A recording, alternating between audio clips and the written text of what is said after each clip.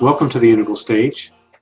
Today we have another polarity dialogue, this one titled, What Good is God Talk? As with all polarity dialogues, participants will have an opportunity to speak both for and against an issue before coming together at the end for further dialogical exploration. My dialogue partner for today is Layman Pascal.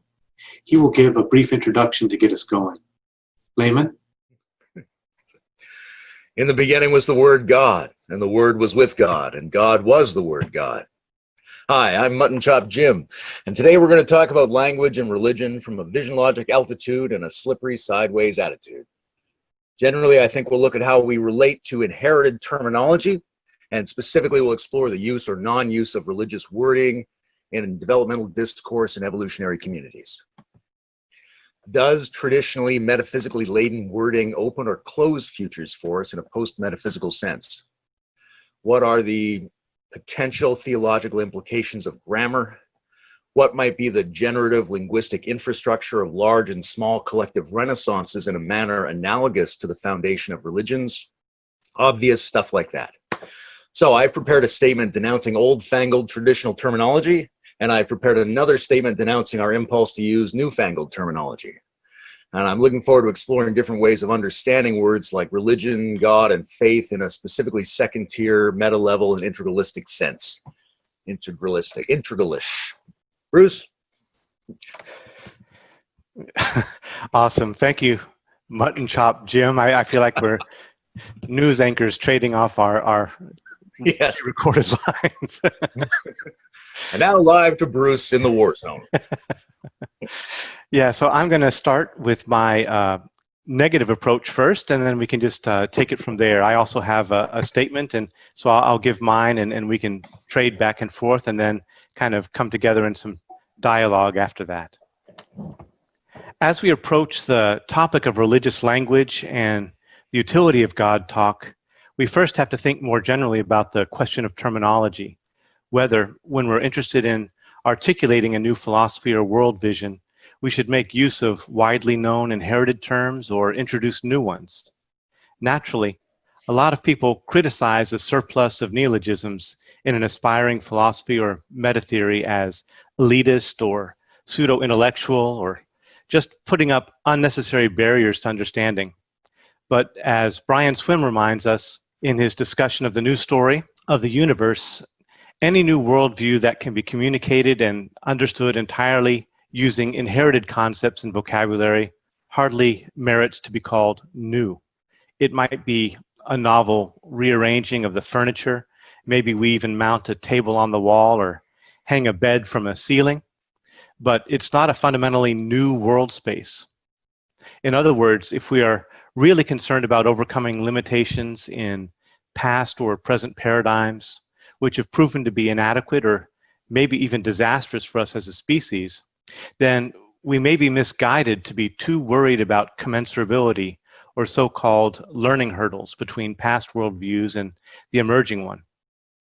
But Brian Swimme doesn't say we need to replace all of our inherited terms, only that any worldview that can be communicated without the introduction of at least some new concepts and terms can't really be called new. So the question then is, what terms do we carry forward and what to discard? And more specifically for our conversation today, what religious terms deserve a continued place at the table of, say, an emerging integral post-metaphysical spirituality? In my opening statement here, I'm going to argue against the utility of carrying forward traditional religious terminology like God, salvation, enlightenment. And that's because a post-metaphysical orientation must take as its base at least a modern or orange world space. A modernist orientation in itself isn't sufficient to our project. but it is an essential starting place. Integral post-metaphysical spirituality aims to be post-postmodern or metamodern, so it will need at least to differentiate itself from past modern or orange universalist synthetic spiritualities, the various forms of religious or meta-religious inclusivism that attempted to enfold other traditions within the general frame of a privileged tradition. Orange universalist or inclusivist projects tended as such to preserve our inherited traditional religious terms, privileging some in order to create a rational universalist master narrative, and then ingeniously fitting or making space for other traditions within the conceptual territory provided by the privileged tradition, or in slightly more mature forms, perennial philosophical framework. The observation I want to make here is that such modernist projects took as their base terms and distinctions and basic metaphysical concepts inherited from pre-modern traditions, primarily red and blue or amber religious paradigms. But why should we take pre-modern metaphysics as the necessary foundation for our worldview, however creatively reconfigured? Why should these worldviews be privileged? Perhaps it is a limited view of religion or spirituality that sees spiritual practice as necessarily tied to and dependent on such old forms. Orange inclusivist approaches took traditional religious terms for granted or as given, even as they attempted to reinterpret them from within a modernist world space. But is an integral post-metaphysical approach compelled to limit itself to or found itself upon pre-modern metaphysics? It seems reasonable, in fact, that a post-metaphysical orientation will start, more likely, with a basic scientific or rational humanist worldview as its foundation. As you discussed in your conversation with Frank Visser recently, we need to be looking for better and better ways to realize a sacred naturalism, to find what is religious in the world as delivered to us in and through our present paradigms, without necessary dependence upon pre-scientific cultures.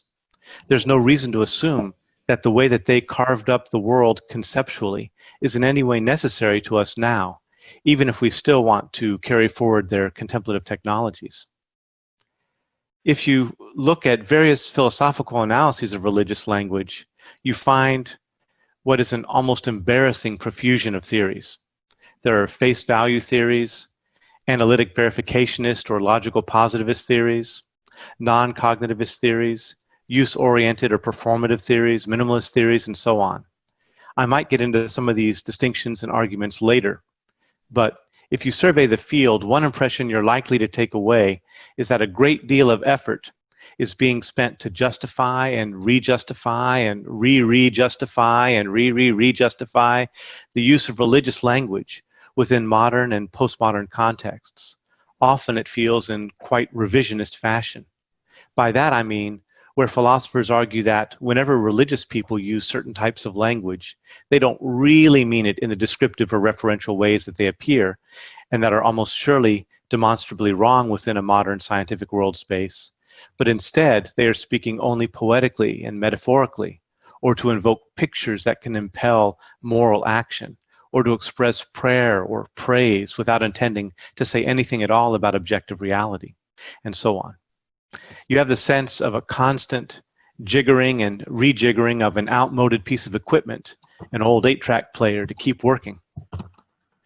One philosopher, Antony Flew, uses a phrase that's apt here. God dies a death by 1,000 qualifications. As we keep trying to make the word God serviceable, we end up killing it by endlessly qualifying it. In religious language, should we keep trying to put new wine in old wineskins? From the modernist grounds of post-metaphysics, shouldn't our task be instead to intensify our modern language and disclose its religious potential? But if integral post-metaphysical spirituality is truly post-postmodern, then we should heed also the lessons of post-modernity. And this means, in part, taking seriously the post-colonial critiques of much of our religious thinking and theorizing to date. Despite their appeals to universality, modernist inclusivist projects still tended to be monocultural and colonialist, because even when they attempted to make room for perspectives and concepts from multiple religious traditions. They often did so within a framework which took tradition or culture-specific words such as God or religion, philosophy, salvation, to be neutral and pan-cultural. But as Layman Pascal reminds us, God is not a synonym for Brahman. Brahman and God are not possessed of the same qualities or conceived or experienced in exactly the same ways, independent of context or mode of enactment. Similarly, religion and dharma are not synonymous. These terms are better conceived as homeomorphic equivalents. They do not carry the same meaning, but they serve comparable or analogous functions within different cultural world spaces. Quoting Panikar, we can, for example, translate religion by dharma without necessarily translating dharma by religion. Dharma equally means duty, ethics, element, observance, energy, order, virtue, law, justice, and has even been translated by reality. But the word religion can also mean sampradaya, karma, jati, bhakti, marga, puja, daivakarma, nimayaparam, punyashila. Each culture is an entire world. Similarly, we may assume philosophy as a universal interpretive category, but in Sanskrit, we can find at least 33 concepts which serve homeomorphically equivalent functions in Hindu culture and religion, without aligning exactly on the level of conceptual meaning. Integral metatheory is, of course, interested in identifying common factors and insights across relative cultural frames, and illuminating their entanglement, their commonalities and interrelationships. Identifying homeomorphic equivalencies is one way to do this, which happens to align with the enactive orientation of integral post-metaphysics. But if we follow this logic through, then we can no longer presuppose the adequacy of terms inherited from one particular religious or philosophical tradition. Wilbur, in shorthand, often treats religion as a universal concept, and God, Brahman, Allah, and Sunyata or Dharmakaya as synonyms. But at best we can speak of homeomorphic equivalencies, and we are pressed to become more properly multilingual and cosmopolitan. Either we learn to speak multiple forms of God talk at once without collapsing them, or we work towards crafting a meta-language better suited to integral post-metaphysical world space. Since I'm arguing here for the inutility of God talk, especially since the homeomorphic equivalents we might want to map still all come from pre-modern world spaces, then I think we are again led to the need to generate new language, new terminology. The search for new language itself can be a form of post-metaphysical or psycho-spiritual practice. Michael Schwartz, in a number of his writings on integral philosophy, speaks of the need to wrestle free from metaphysics as rigorously as possible, however impossible to achieve this may turn out to be. And I think we can say the same with regard to language. In attempting to break with inherited concepts, whether the old God language or classical Western philosophical distinctions, we are immediately confronted with our ontological presuppositions, the givens that shape our world spaces. The refusal to go with what we've inherited forces us to excavate the roots of our meaning making. It can be a powerful practice in itself to find new wineskins for the spirits of our age. So that's my negative or critical volley.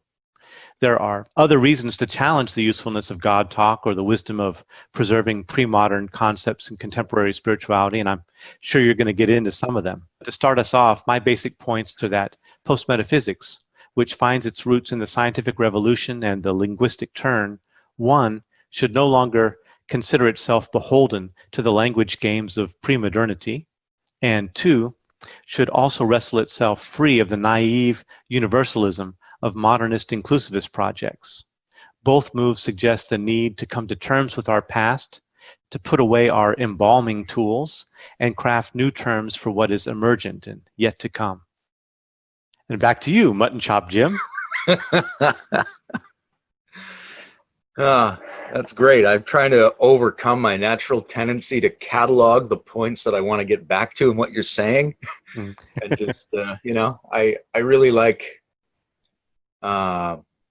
the care and nuance that I hear and or project into your voice. Probably largely projection. Okay, well, I would say that there is far greater richness and potential for ongoing depth in our common inherited language than most people understand.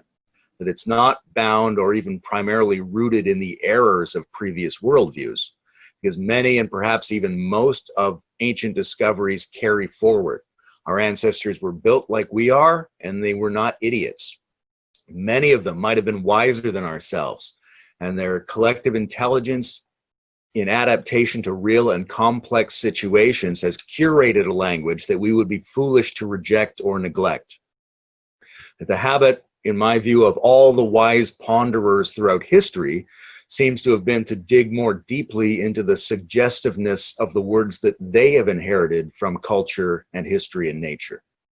When you take up the ancient symbol and try to extend it and deepen it, that's when you're truly at the leading edge, rather than rupturing your connection into neologism and a kind of linguistic reactionism against who came before you.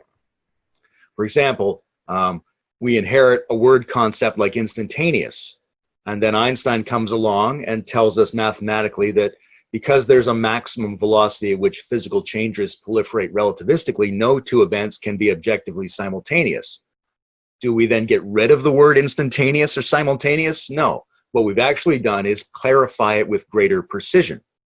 Instantaneous is now something that occurs as fast or faster than the speed at which any measuring process could occur. We've clarified it. We've given it a more precise meaning, and I think that's the balanced, organic, natural, historical, and wise way to go forward with our languaging, rather than neurotically discarding our words with every new real or potential insight. We can upgrade our words with the help of the new insights that we're gathering. And I think today, a lot of people reject this normal responsibility. And as a result, our shared language can be conceived of as withering and fraying. It seems to me as if our corporate culture of perpetual rebranding and sloganeering has disconnected us from the nourishing pathways of natural past languaging and trapped us in a realm of endless marketing and quibbling. Like people who name new cars or rename problematic government agencies, we're always flinching away from the unseemly consonances of words and trying to make new, more abstract, cleaner terminology. We've become cunning and squeamish. But our new terminology is almost always more bloodless, less authentic, and although it is more regulatory and complicated, it is often less organically complex.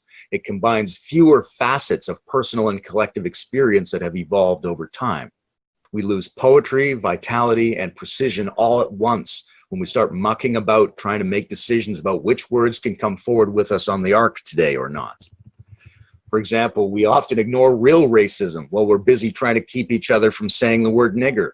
We let insensitive maniacs into the highest corridors of power because people are so desperate for a return to gritty, provocative, and even obscene old-fashioned speech patterns.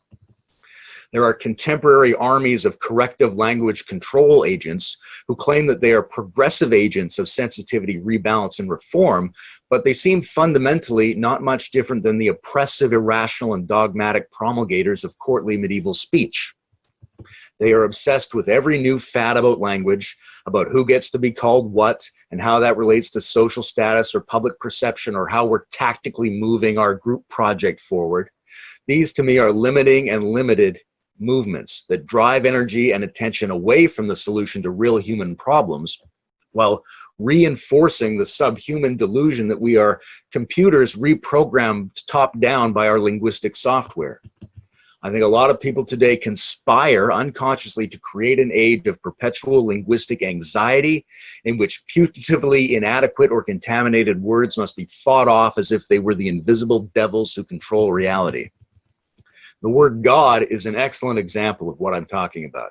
If we hear that word coming from the mouths of people we don't respect or whose ideas we think are limited, we start thinking it's a misleading, contaminated term that must be replaced, or even that we must take a stand against the conceptual inadequacies of that word.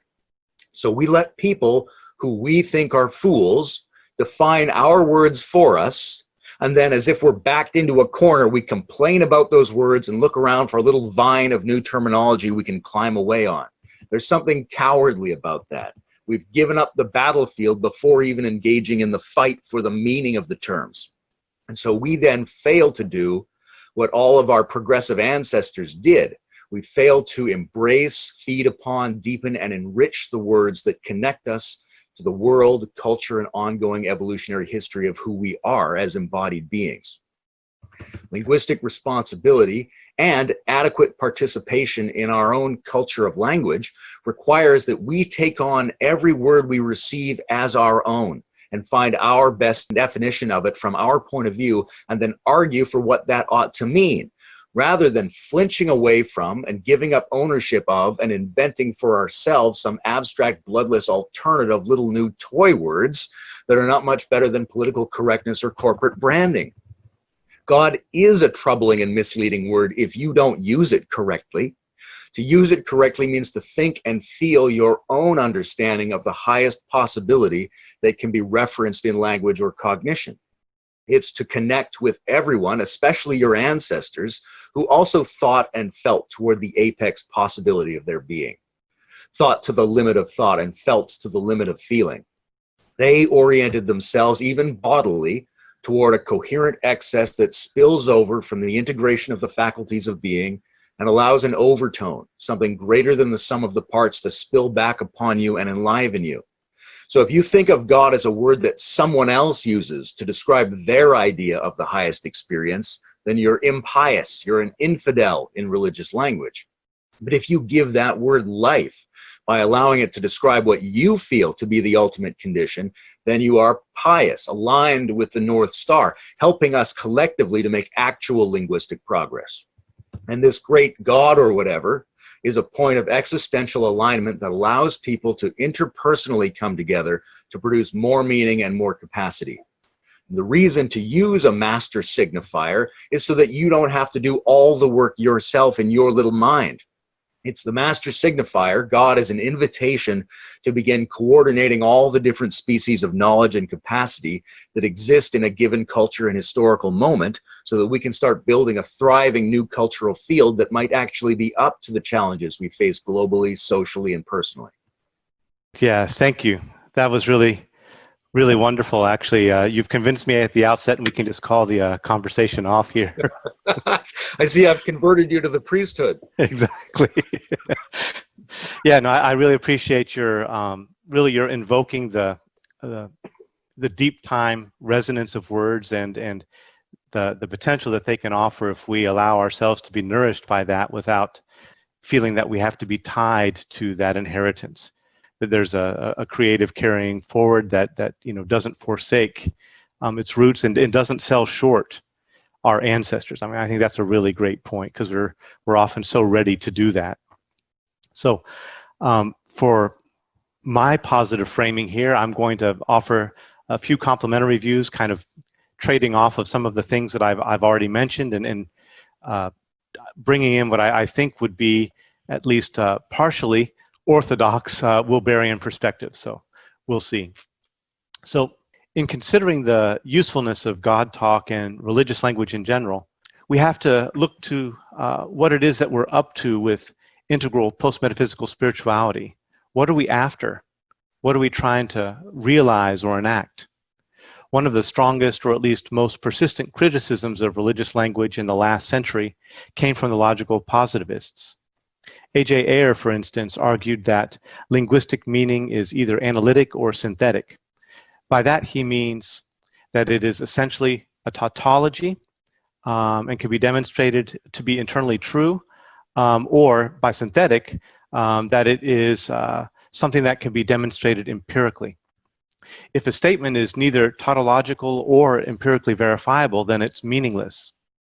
And religious language, according to Ayers, usually fails to meet either of these criteria. It's full of metaphysical propositions about reality that cannot be empirically demonstrated, and so are meaningless and should be discarded. God does not have an empirically demonstrable referent, or so he argued. Is integral post-metaphysical spirituality playing the same game as logical positivism? I don't think so, not fully, but it does respond to its demands for verifiability. In Wilber's framing, one of the main features of integral post-metaphysical thinking is that religious traditions do have means of verifying many of the spiritual phenomena or realities that they invoke. And when they don't, then they are indeed engaged in empty metaphysics. Religious language is salvageable, in other words, if we can show how the realities it invokes can be experientially accessed, if we can demonstrate what practices can lead to their enactment and what levels of development and other factors are necessary to adequately grasp them. So that's one simple answer. After the critiques of modernity and postmodernity, we can resurrect God talk by framing it inactively, which means, in integral terms, providing the cosmic addresses and necessary injunctions for these phenomena. Integral theory would actually join the logical positivists in criticizing and dismissing religious language, which deals only in non-demonstrable, naively metaphysical claims. But then it turns around and shows that many of the terms that the positivists took to be empty of content are actually quite meaningful if you have the right injunctions and a community of the adequate to test and confirm your experiences. In the philosophy of religion, many thinkers have responded to the positivist critique by taking another route.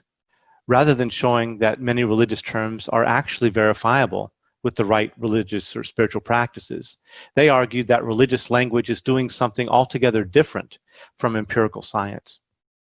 When people talk about God or use religious language, they're making non-cognitive statements, meaning they aren't necessarily making factual propositions about objective reality, but instead are expressing commitment to a way of life and or using stories that can guide and support certain desired behaviors and moral visions. This is often where appeals to metaphor and mythic language come in. Religious language, properly understood, is poetic and metaphorical.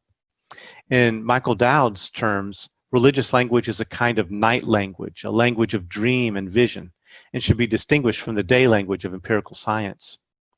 It's a way of poetically grasping in story form complex concepts, or encoding subjective psychospiritual truths, or inspiring moral action, or higher emotional states.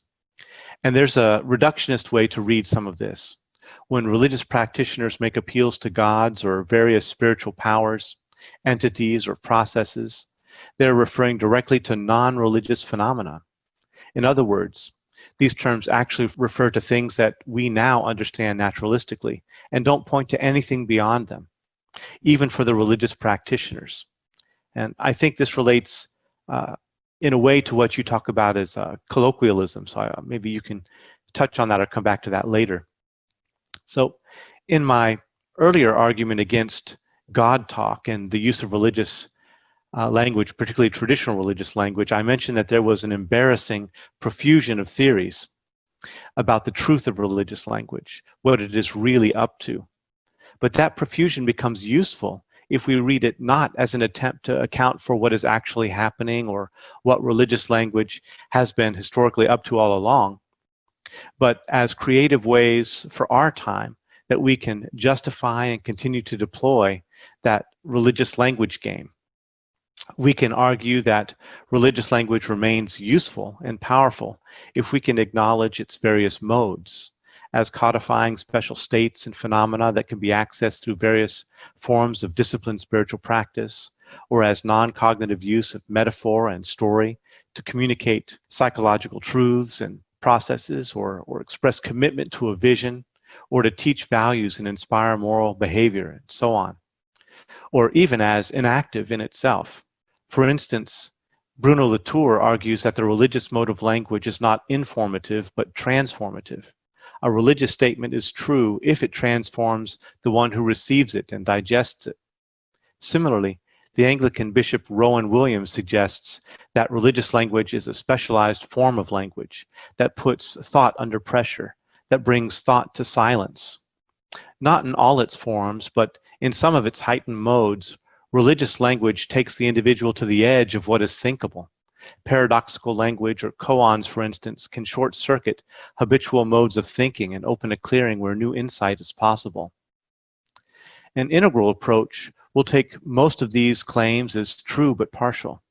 It may still be valuable to develop new concepts or even a meta-language for our emerging post-metaphysical spirituality. I think it is.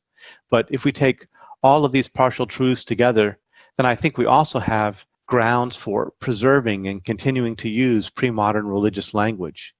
An integral approach, after all, wants to validate and integrate the pre-modern, modern, and postmodern. That could mean only carrying forward some of the pre-modern spiritual technologies and dropping the outmoded metaphysics.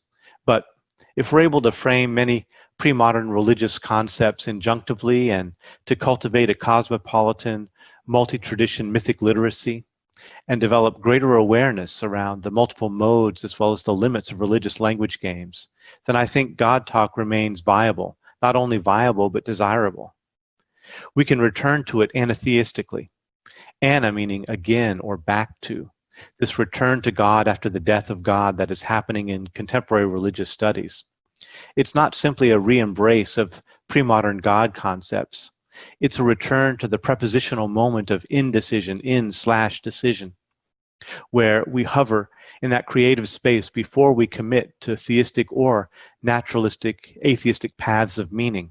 In that space, both theism and atheism are strangers again, and we have the invitation then to host them anew. So that's my positive argument for you. Okay. Well, now I have to forget about all the things about that I agree with and make my reverse attack. Old tools may be truly profound, but that doesn't make them applicable. I have endless respect for stone axes, but they help me with virtually no tasks in the current universe. And I think it's the same with our traditional word tools. They risk a degenerative return to the most ignorant forms of thinking out of which they emerged and out of which we are collectively struggling to achieve some new sanity, health, and vision.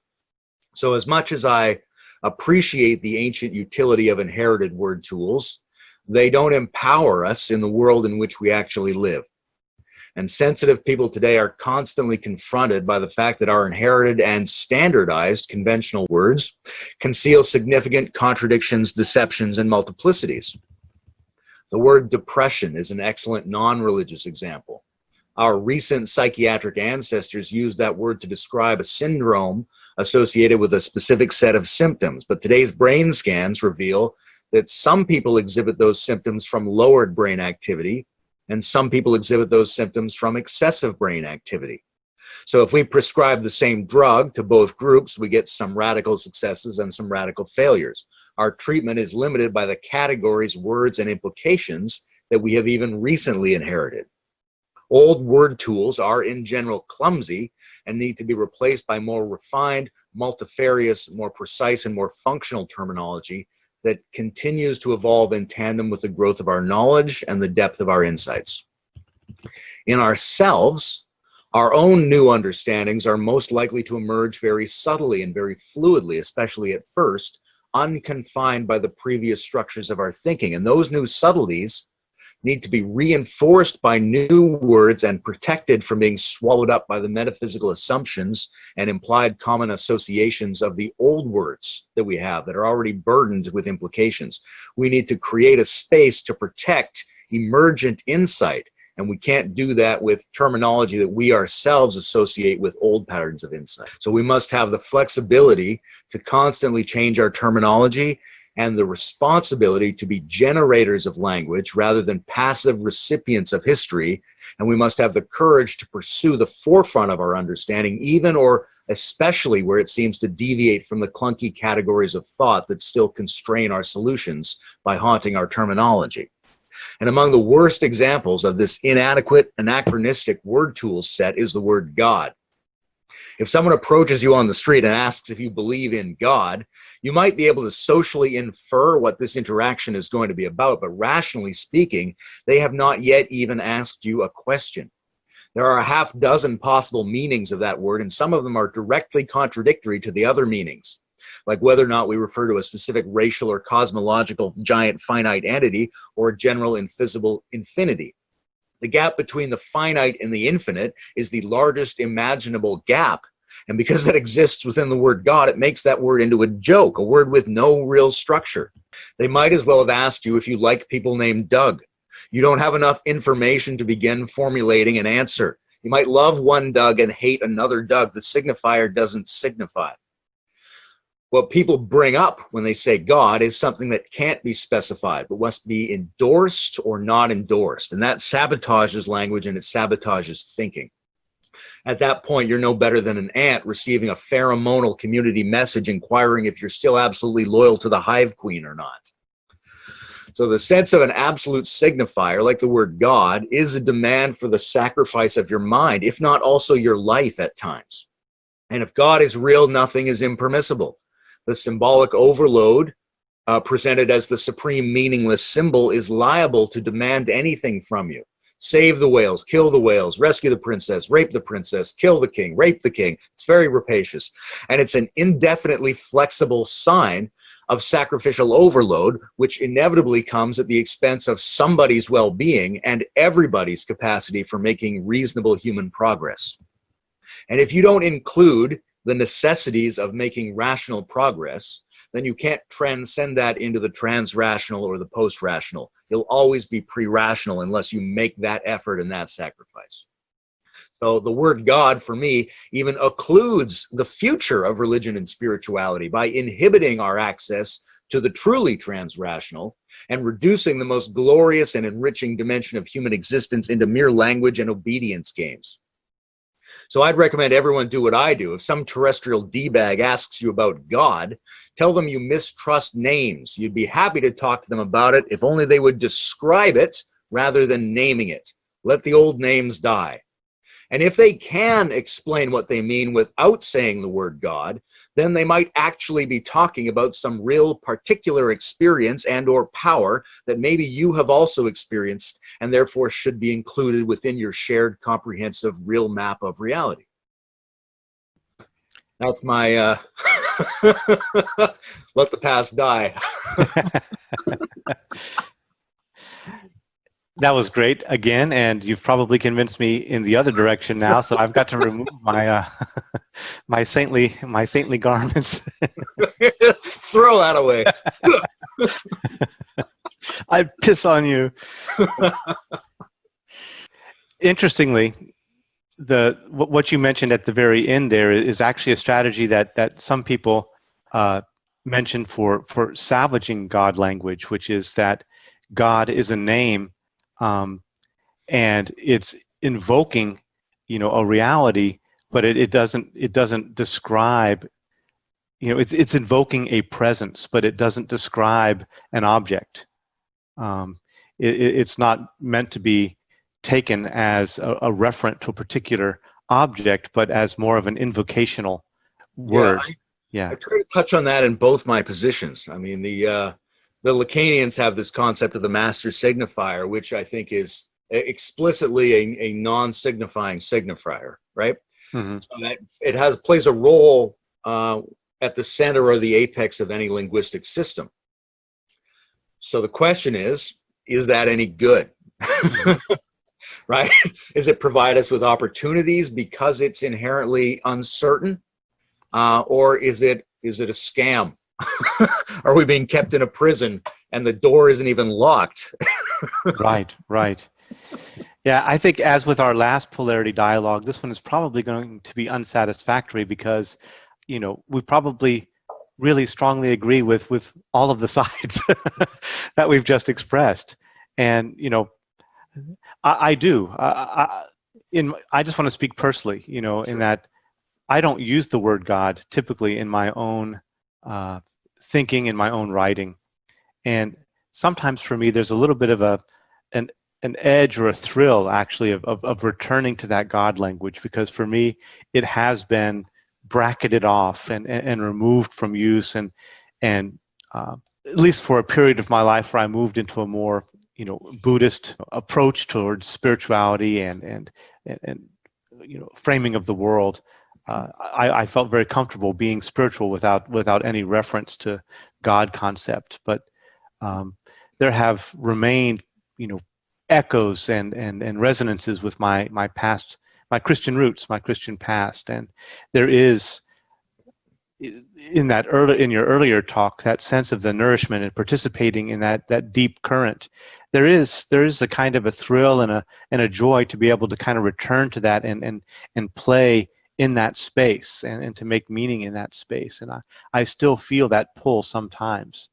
But it does seem, as I think we both outlined in our negative framings or our negative offerings here, it really seems in many ways so loose of a concept, so filled with potentially contradictory meanings, that it's often just a minefield to even enter that territory and and try to communicate in a meaningful way with other people without establishing a lot of qualifications beforehand, which is what I was referencing in my first talk, that it kind of ends up to be a death by qualifications. It's like, all right, why not just find something that doesn't require all of that? So yeah, I really sit in the middle here, honestly. Yeah, and the middle is one way to look at it, and maybe a third territory is another way to look at that. Because I think when we look at these two sides, it will be inherently unsatisfying because we're perspectively and emotionally sympathetic to both. Mm-hmm. But I think we're pretty satisfied with that position. Mm-hmm. And that what we might be saying, when we compare it to those two, it's not quite either of them. Right. But it may, in fact, be a thing of its own that doesn't really have to be compared to those two. I grew up without any God talk, really, in the home, although I was sympathetic to the character of Jesus as an adept. Mm-hmm. It was very Eastern and very scientific naturalist in my house, although with magical landscape elements, a shamanic dimension. It took me a long time to grow into this exploration of the traditional theological language. And I think maybe a bit like what you're saying, initially God was a transgressive term for me, like playing with a swear word.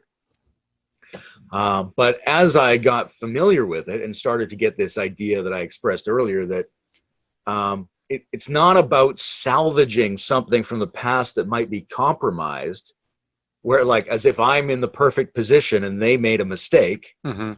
It's about my responsibility to keep passing this baton along by giving it the best of my understanding. Mm-hmm. And so that was a switch for me to take it on as a responsibility. And then in the sense of so many meanings, that's where ideally something like integrative thinking comes into play. Because it's not the case that we have to stand before an uncertain signifier and say it could mean anything. It might only mean 9 different things. And it might be that we could make a scale of those things and then isolate an abstract functional component that's common to the whole set and use that abstract component to make a meta definition of what that signifier would mean for us and for any level. Mm-hmm. So that's a challenge. It's a creative challenge going forward. If you try to take on a project like integral theism, you have to try to define God in a way that basically accounts for the definitions that word might be given at any developmental level and in any general cultural context at any level, and then also be able to abstract that out and say that it's a functional part of the meta universe perceived by vision logic. If you can do all of that, then the term's in play again. Yeah, that's the challenge, I think, is what is the strategy for using it, say, in an orange world space? People often will point to other things that serve a God function, a homeomorphic equivalent to God in the orange, or modernist naturalist world space. Whether it's, scientific laws that are immutable, or whether it's money or some other driver of a culture of achievement. But those seem to fall really so far short of the profundity of the use of that term in pre-modern world spaces. There's a disjunction there that's just not satisfying.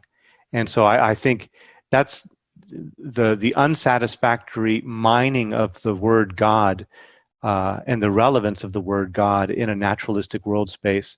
It's kind of weak metaphorical or analogical alignment with ordinary things such as, like money or something in a culture. It weakens it to such an extent that I feel like, there's work that needs to be done just right there at that spot, in preparing a way forward actually for thinking about an integral theism. We really first have to get better at even thinking of a naturalist theism, a naturalist use of God. Yeah, money. I mean, there's this ancient distinction between God and the gods. And I have a critique about the retroactive function of calling what people in the past believed to be gods as gods. I think that's probably a bad translation of what they were going through, because their experience was more colloquial. They might have meant something like powers or principles, because we still do that today. We still talk about money or about arts or about war, in the same sense that we think of the pagans as worshiping gods. Right. There's a distinction between those principles, which I think are pretty substantial, right? Some of them are grouped differently than we would group them now, but by and large, they're fairly psychologically and even naturalistically valid if you take what they were talking about as principles of an experiential psychophysical naturalism.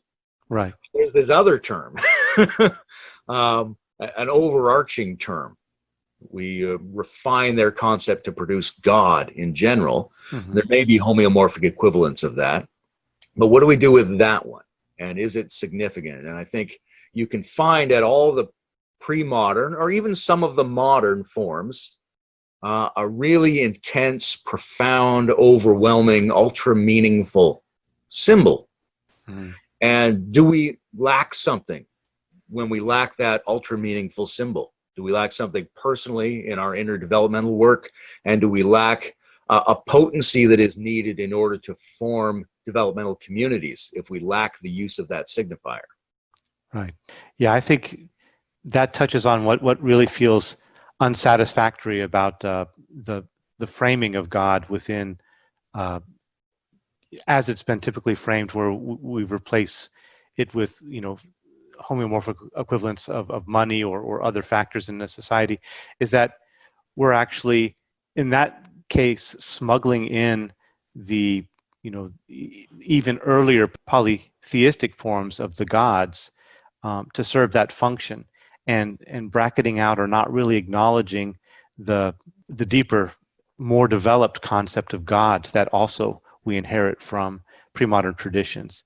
And so there's an unequal matching there. We're matching to mythic forms of the gods when we're talking about the manifestation of godness within modern secular culture, and not adequately finding where God as that really apex signifier plays a meaningful role. And one of the things that Panikar talks about is we have a logos for any time period, and we have a mythos. And the logos is kind of like what rationally we grasp onto in order to explain our worldview to ourselves. But the mythos is that which really goes without saying. It's that deep understructure that actually hardly gets articulated. And in that sense, I think there may be a God sense within the modern worldview that remains at the level of mythos, but hasn't entered into the the logos of the time. We haven't found a way to properly language it. That's interesting by analogy to the pagan to Christian conversion. Yes. I think there's, from the integral point of view, in terms of the logic of a subject developing into its next subject by objectifying itself, and not just itself, its world, its multi-quadrant self. There's something about making clear to yourself the logical infrastructure of your experience of reality, which allows that reality to become something you contemplate and grow beyond, if we're using that Keegan logic, right? And so it's not just I'm in the upper left and I'm observing my own arising thoughts and emotions and beliefs, and then I'll transcend those into a bigger me by looking at that as content. There's also the apparent reality in which myself and everyone else is engaged. And that's orchestrated by a fundamental logic of meanings, which may be fundamentally dependent upon this apex or central signifier, which always has to remain somewhat ambiguous. And if I don't get a good mapping, if I don't make explicit to myself the infrastructure at the level of language and grammar of what I'm living, then I won't really fully be able to go to that next level. And that would be true at every level. So if you have a God, which is to say an ultra meaningful signifier at the center of your language web, and you don't really assimilate that, it might act as a brake on your expansionary development. That makes sense. Yeah, and I really feel like that there's something like that happening, and that there's a failure to adequately identify it or make it into object. You know, I think in speaking about the pagan to Christian conversion, yeah, it's a movement that even happens within paganism. You know, I'm thinking about like within Hinduism, the proliferation of all the gods, but there's also Narayan, and Narayan really is a way of speaking about Godhead. You know, Godhead of all the gods. You know, and so you find that similar movement towards some concept that leads you to the edge of thinking, right? That leads you to confront your own contingency and possibly open a kind of existential and spiritual clearing internally. Raimon Panikar talks about 9 ways not to talk about God, and yeah, maybe if people are listening to this, they could go reference that and what he goes through. But one of the things that he talks about, if I'm recalling correctly, is that to adequately speak God, it's a discourse that's sui generis. It's a unique kind of discourse. You can't actually do God talk in the same casual way that you refer to, to tables or to presidents or monarchs or anything like that. That it's a different kind of language. It's a different kind of engaging and thinking that actually takes you to your edges.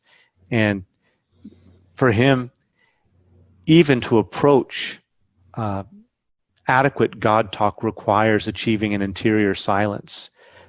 Basically requires the ability, maybe referring back to what your Keegan reference, where it requires construct awareness, right? So I think in part by the silence, what he's talking about achieving silence is actually achieving a causal clearing in your awareness, in which the arising of language forms becomes in some sense transparent. That makes sense. Yeah. I think, as you were talking, I was thinking about the this task I mentioned of going through the levels and making sense of God at each of the levels. And maybe if you want to say what God is at a meta level, you have to sort of align what God means at all the first tier levels. And there's a snag point, right? Something like that works pretty well right up to maybe modernism, and then gets really tricky at postmodernism. I think we miss a lot of the valid forms of it at modernism because we've engaged this discourse about science versus religion. And we often forget that a lot of the original scientists were very profound religious characters, right? Yeah. That we have deism, we have the Masons, we have the Illuminati, there was an enormous orange religion going on that now is probably still present, but diffuse and tarnished to some degree. And I think it's limiting at Orange to think of this talk as merely metaphorical and poetic, although that's useful. It's very useful to do that, and it keeps it in play. But it has a tendency to say, well, that's your, say, upper left. That's your personal poetic take on things. But it's not just that, because there is a logical infrastructure to all the quadrants, insofar as all the quadrants can be cognized and named. So the apex signifier is tetra. It's intra-quadral. It's got to be the peak of a pyramid with a square base. They come together there because there's a language of recognition. There's a set of symbolic signifiers. There's a code necessary to process all the quadrants. And that code requires convergence in an endlessly incomplete signifier that describes their collective total resonance. Then it's not merely a personal, metaphorical, psychological dimension. It's something necessary to every level. And I think that idea of convergence is one of the fundamental integral points to bring into the whole analysis, because the lack of that notion of convergence sabotages the postmodern as well, because the postmodern set of insights, like I was saying about Lacan's master signifier, that's really good. You know, structuralism and post-structuralism and the notion of the spider at the center of the web, right? What does the big other rest upon? Terrific. But if that's imagined in a neutral universe that merely conditions social language games, then it's not truly understood, because that level, that pluralistic postmodern level of processing, it has all these other dimensions as well. It has wonder. It has its own poetry. It has its own peak experiences. And all those things have to fold into that. So if you understand the master signifier as a language game or a political tool, great, but partial. You have to also understand it as the epicenter of transcendent galactic or intergalactic scientific wonder, as the epiphanies of intercontextuality. And then I think if you do that, if you bring convergence in at each of the levels, then you can align them pretty well, and you can abstract out from that a concept of God that could be applicable in an inter-quadrant manner. But I'd make a further distinction there, because I think there's two things you could abstract out of that. And like you were saying, you don't use God a lot in your spiritual self-talk, maybe, the way you frame it. I actually do use it quite a bit. And when I do, I'm aware that I'm specifying something as opposed to something else. Because I think there's two ways in vision logic space to validate the concept God and its homeomorphic equivalence. One is to say, we accept first, second, and third person lenses on reality. We accept them all as valid. They don't get in each other's way. They're complementary. That's great. And therefore, there is a total process, however I can understand that, omnipresence, emptiness, fullness, reality itself. And I can engage that in the second person. That's valid. Okay, that's great. But when I think God, that's not what I think. That's not what I feel. Right? It's not the I, thou of isomorphic equivalence of all things.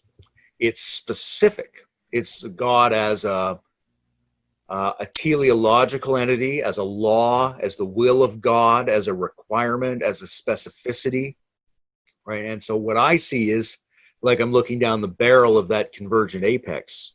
I'm looking at the center of the mandala. I'm looking at, the Aztec Mayan calendar, and then it's got the faces coming in right at the center. That's who I see, right? And he's not everywhere in the calendar. He's right there. It's the white light that Dante's angels are spiraling into. It has a nexus quality to it. And I think that nexus is present wherever a holon docks into the next holon, it does it at that emergence point. Mm-hmm. And that emergent point could be anywhere, but it isn't equally everywhere. Mm-hmm.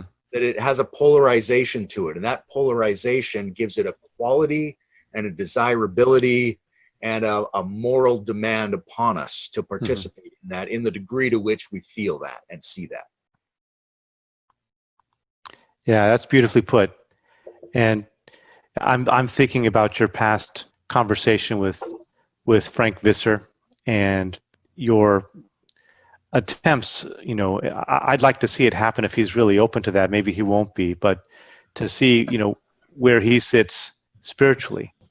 I'm just thinking about, you know, what you've described here, and I think the point about looking at religion primarily in metaphorical or, you know, analogical terms, it's valid. It's good up to a point, but yeah, it's inadequate, and it doesn't get to that deeper role of you know, that convergent apex intuition that we have.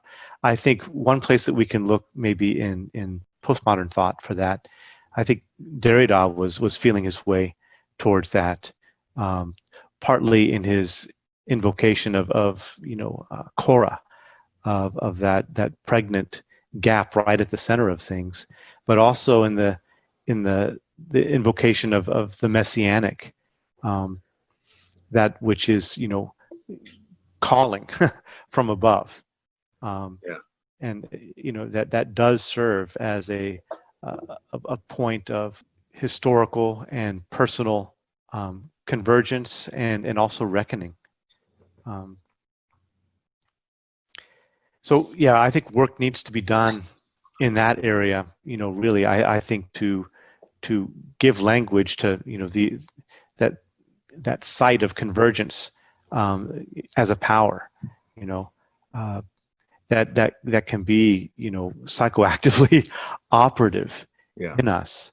You know, to find ways to language that, you know, in modern and postmodern world spaces, in order to deal with what, you know, Wilbur calls the orange ceiling.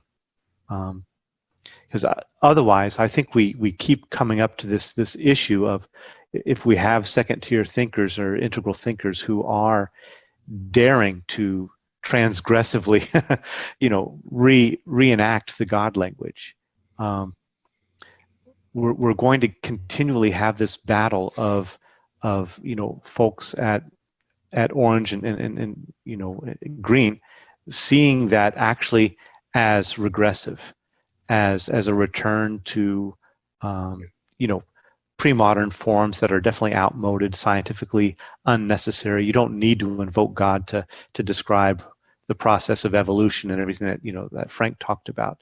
So until we really zero in and focus on how we can achieve this, you know, in a compelling way, you know, to achieve God talk adequately and with you know, with sufficient, with depth, that honors, you know, the integrity of modernist and postmodern thought, you know, and the potential depth that maybe is not actually yet surfaced, or yet mined. These things may be too new for us to really do that, if you know what I'm saying. So Yeah, and we can't really know where it's going, but I am very sympathetic to certain kinds of past phrasing. You know, that this convergent point in the mandala that I was talking about, that's what I think of when I think of the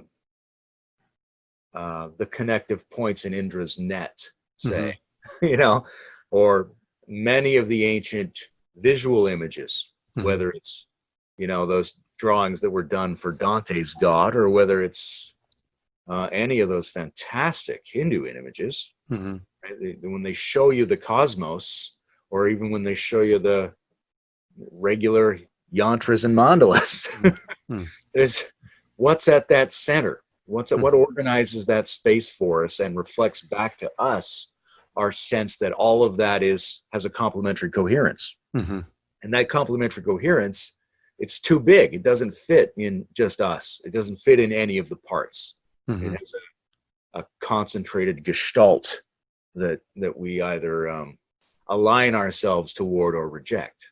Right. But like you were saying about the critique, that's really useful because, if you go forward as a transrational community, you're going to run into two kinds of problems. One is people who have an emotional or social rejection of any of this kind of languaging. Mm-hmm. But the other is people who are a little too careless in borrowing ancient languaging and in asserting the connections that they've made in their own moments of profound insight. Mm-hmm. And so people who are very grounded in orange and green, scientific and social critiques, or who are just temperamentally leaning in that direction, we need them there to rub up against Mm-hmm. our tendency to go in the other direction. Those forces need to constrain each other to maintain our balance in an ongoing fashion. Right. Yeah, I think there's a way to see, this is the way Panikar would frame it too, that atheism is a development in theism, right? Yeah. It's a moment of purification. It's a moment of really clarification, and it's a moment of challenging, inadequate ways of thinking, And so I think it's essential, and we have to honor that. And so I think that's one of the sticking points right now. I think for the appreciations, of any possibility of that word I mentioned in my talk of anatheism, right? It's an embrace of theism and atheism, but it's neither, right? It's a return to a different kind of position. It actually is a movement that's gone through the death of God and honors the death of God. It sees the value in that death, right? As an important step. So whatever is forward, whatever is, moves our next step at the integral space, it has to fully absorb the lessons of atheism, right? Absolutely. There is a return to that language that I think I heard what you were saying, is that there is possibly in maybe Wilber's writings, or occasionally, or just in the integral community, maybe a too easy, too casual, too facile use of old religious terms, as if they're just obvious and they just are carried forward in an obvious way into this world space, that kind of bypasses all of the work and the refinement of thinking that goes on in the modern and postmodern world spaces, as if whatever they did didn't really matter, didn't really count. And so it's not the case. Maybe I think there is a case that we can make, that I think we've both tried to make, that we can still use these words in a way that's in alignment with that, but maybe we aren't doing that with enough care, right? Everybody will be called upon to continually do that, right? Mm-hmm. Like it doesn't happen in a moment. It's an ongoing part of your practice to try to balance those things out. You're not going to be perfect at it, right? You're not going to be completely in command of all scientific logic and data so that you can counterbalance your naive mysticism to just get to true mysticism. Right. It's capacity. It's like doing planking or something, like, or you're doing a yogic move. At first you can do a minute, maybe in a few years you can do 5 minutes of it. Mm-hmm. Right? So we shouldn't be upset if somebody can only produce a certain amount of atheistic or rational or postmodern critique against their mystical tendencies. Mm-hmm. Right? These things all have to be in play, and as people go forward, they're going to hopefully develop more strength and more ability to balance that out. Right. Yeah. Even when a person goes off on a single direction, they may be going down a tunnel that has something valuable for the rest of us. So we have to be cautious, even though in general our mood should be to help them not go down one pathway to an extreme. Right. Even if that's just because that means it's going to be very difficult for anyone else in the community to process any of their insights. Mm-hmm. And community is it's an interesting part of this. You know, you mentioned that quote about religious talk is true not in a factual sense, but because it transforms you. Mm-hmm. And from my definition of religion, I would say, yeah, like anything that transforms you as opposed to informing you is religious talk in Mm-hmm. that sense. Because there Right. really isn't one set of terms that's religious. We look back on a certain set of terms, but only, I think, because those terms were produced by a certain procedure relative to the language those people had. Right. We can keep that procedure going. So there's a transformative function of experience that I think gets to a place that could just as well be called religion, but doesn't have to be. We use a trans-religious terminology, whatever you said. And theism. Mm-hmm. I know God is a perfectly valid name of God as far as I'm concerned. In the 10,000 names of God, well, no God created the universe, and no God tells us what to do. Well, great. I'll call him no God then. But that the freedom to make use of and to cultivate and encourage individual transformations and collective coordination Mm-hmm. seems to me to have an important role in community formation, Mm-hmm. especially if we want those communities to be robust and not merely a collection of people exchanging their philosophical opinions with each other. Mm-hmm. Right? To have an effect in the world, integrative level communities need to have the vigor of real communities, and they may need to do those things that help real communities come into being, to organize, to be coherent, to be strong, to be passionate. And I'd like to hear what you have to say about the concept of the sacred, the concept of a call, of an external demand, because post-metaphysically, we want to be cautious about that, right? Mm-hmm. We want to say that it might not be a good idea to say there is a space outside of the space in which Mm-hmm. there is an entity other than the entities Mm-hmm. who sent us a call. Right. That's a very dangerous step. On the other hand, there are many spaces, there are many entities, and there definitely is a call. So how central is the call, the sacred call, to the formation of community strength, and therefore to the formation of viable integral communities? I feel that it's important, and I one way I approach it in my own thinking is through Sloterdijk's notion of that internal vertical tension that all beings feel. That you could frame it negatively, that is this all, or that it can't only be this, right? To see ourselves and to recognize that more is possible, right? And that I think we're kind of circling around a topic that we've talked about elsewhere, and we don't really have to go over it again.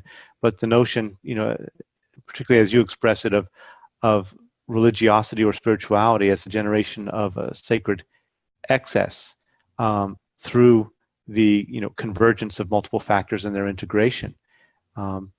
And I think a holonically minded integral culture is going to be cautious about assholons, right? About the idea that there is one single apex point, one single master holon, right? And so there's a kind of a pancentrism that kind of emerged that I've talked about in some of my own writings on prepositional theology and co-presence, where every single site is that site of the centering and the of everything else, right? That and that our work, at the work of any individual, the work of any holon towards integrating the fullness of its relations, is where that generation of excess happens. And it's that sense that there is greater depth of relation and integration possible, greater depth of meaning that I think serves as that call, that messianic call, which can function at the individual level in terms of personal practice, but also in terms of achieving new forms of community. Yeah, I think there's a there's a danger in thinking about the communities that move us forward individually and can address our collective challenges, of thinking about all of that in a way that's ephemeral, too abstract. Like, hey, we've got a solution. Hey, we've got a scheme for new living. And very often those things don't replicate the conditions under which actual communities historically emerged. And my impression is that emergence requires a shared spirit. Otherwise, people won't feel they have the energy and confidence to access higher personal and shared capacities. And that spirit is in many ways dependent upon, like we've often talked, the integration of different genres or disciplines of living.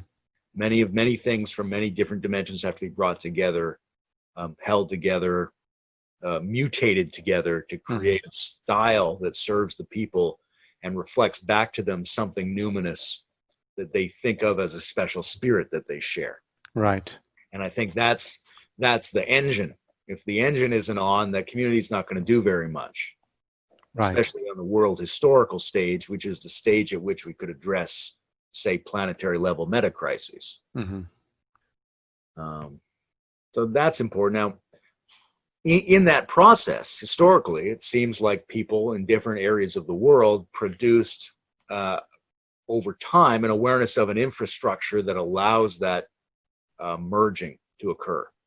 And that infrastructure is broadly theological, which is to say it's philosophical plus it has an excessive meaning. Now, the status of that infrastructure is uncertain, I think, right? Did it emerge or was it always there? That's something fundamentally uncertain about patterning in general, right? Are all complex patterns always existing in digital pattern space and we just tap them? Or are they produced over time out of rock and meat space? We don't know. One way of looking at it is you have to presuppose the existence of logical patterns in order for even perception to occur.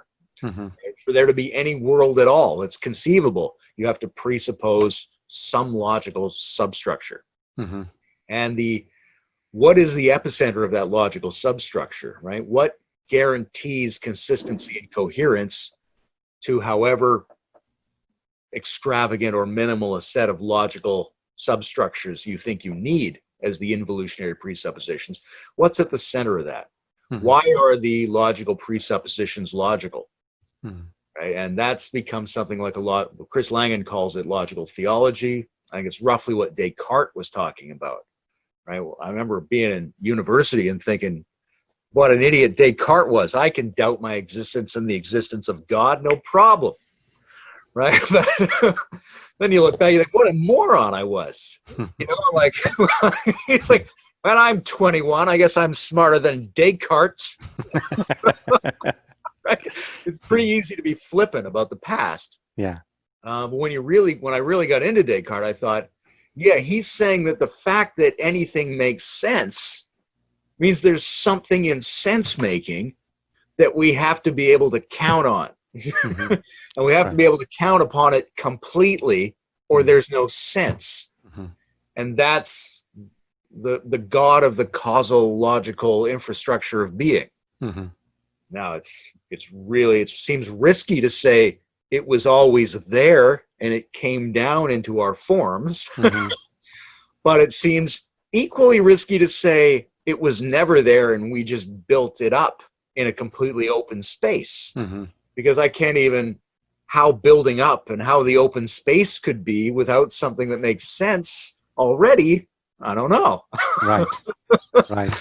So I'm 50-50 on whether the God structure was always already there or not.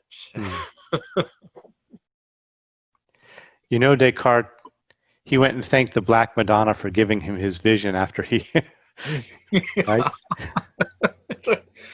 Yeah, I remember that really changed my opinion of him, actually, because I'd read that he had a dream in which an angel told him that reason and mathematics would conquer the world. And I'm like, an angel told you? Okay, this is more complicated than I thought. Yeah.